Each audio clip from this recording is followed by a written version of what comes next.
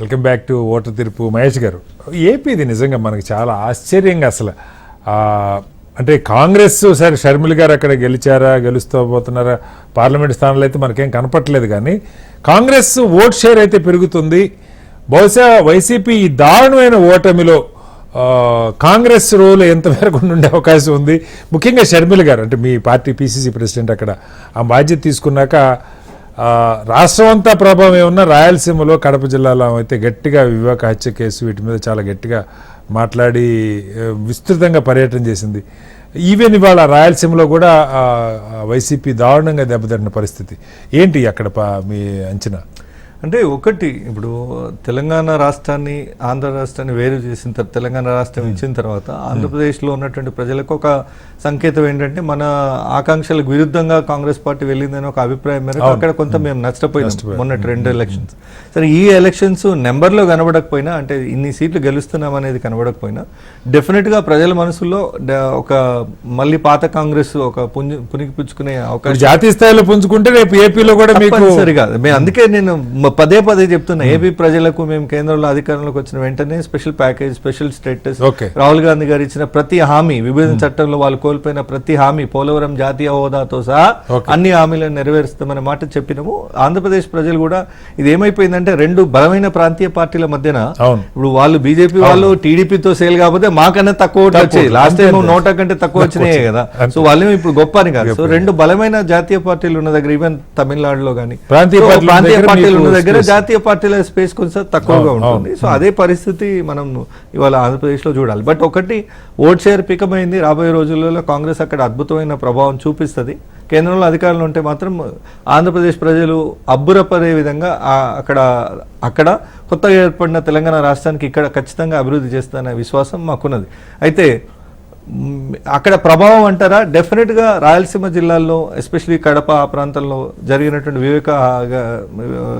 వివేకానంద రెడ్డి గారి హత్య కేసు విషయంలో పదే ప్రస్తావించడం వల్ల బహుశా జగన్ గారు అంటే కాంగ్రెస్ పార్టీతో డిఫర్ అయిపోయి కొత్తగా పార్టీ పెట్టుకొని ఇది నాది అని, అంటే నా స్వతంగా నేను ఏదైనా చేయగలుగుతాననే ఒక ధోరణితో ఎవరైతే పోయిండ్రో, కాంగ్రెస్ పార్టీ మళ్ళా ప్రజలకు దగ్గరయ్యే ప్రయత్నంలో డెఫినెట్గా ఇప్పుడు ఎవరి జగన్ గారు ఓట్లు, టీడీపీ ఓట్లు టీడీపీకి ఉన్నాయి, మొత్తం కాంగ్రెస్ ఎప్పుడైతే తెలంగాణ ఏర్పాటుకు ఓకే చేసిందో అక్కడ నుంచి ఆంధ్రాలో మాకు ఓటు బ్యాంకు జగన్ కు ట్రాన్స్ఫర్ అయినట్టు, రాజశేఖర రెడ్డి గారి మరణం కారణం నుంచే తిరిగి కాంగ్రెస్ సింపథైజర్స్, కాంగ్రెస్ కి అనాదిగా అండగా ఉంటూ వచ్చిన కుటుంబాలన్నీ కూడా కాంగ్రెస్ వైపు రావడం వల్లనే ఈరోజు జగన్ కి ఆ ఇబ్బంది వచ్చిందని. ఒకవేళ జగన్ గనికి ఇలా రేపు నాయకత్వం కూడా, నేను ఇంకో ప్రశ్న కూడా అడగబోతాను. ఇప్పుడు జాతీయ స్థాయిలో కాంగ్రెస్ ఖచ్చితంగా పికప్ అవుతుంది, సరే గవర్నమెంట్ ఫామ్ చేస్తే లేదో మనం చూస్తాం, కానీ కాంగ్రెస్ అక్కడ పికప్ అవుతూ ఏపీలో వైసీపీ ఇంత దారుణంగా 16-17 స్థానాలు కూడా ఉండని పరిస్థితుల్లో వైసీపీలో ఉన్న నాయకత్వం అంతా ఒరిజినల్గా కాంగ్రెస్ నాయకత్వం, బొత్స గారి దగ్గర నుంచి మొదలు పెడితే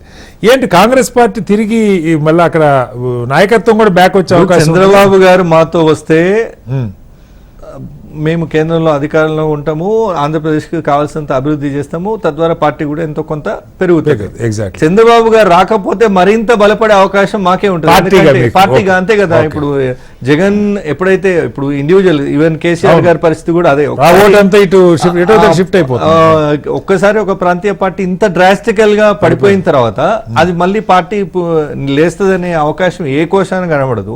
సో అట్లాంటి పరిస్థితులలో డెఫినెట్ గా ఒక ప్రతిపక్షంగా ఇమర్జ్ అవ్వడానికి, మేము ఏపీలో ప్రతిపక్షంగా ఇమర్జ్ అవ్వడానికి మాకు ఒక బలమైన అవకాశం ఉంటుంది.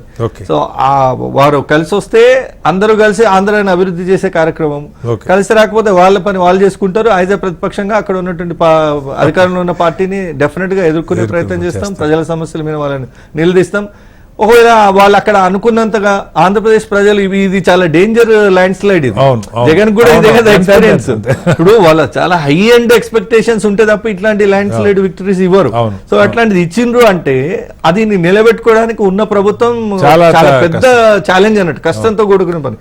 అట్లాంటి సందర్భం వచ్చినప్పుడు నెక్స్ట్ ఇమర్జ్ అయ్యేది మా పార్టీ. 151 వచ్చిన 15 పడిపోతున్న పరిస్థితి, 160 వచ్చిన వాళ్ళు పరిస్థితి ఏంటన్నది కూడా ఆబ్వియస్ గా వాళ్ళ ఎక్స్పెక్టేషన్స్, ప్రజలు పెట్టుకున్న అంచనాలను ఆ ప్రభుత్వాలు అంతగా రీచ్ అవ్వకపోతే తప్పనిసరిగా ప్రతిపక్షంలో ఉన్న కాంగ్రెస్ పార్టీ బలంగా ఎమర్జ్ అవుతుంది.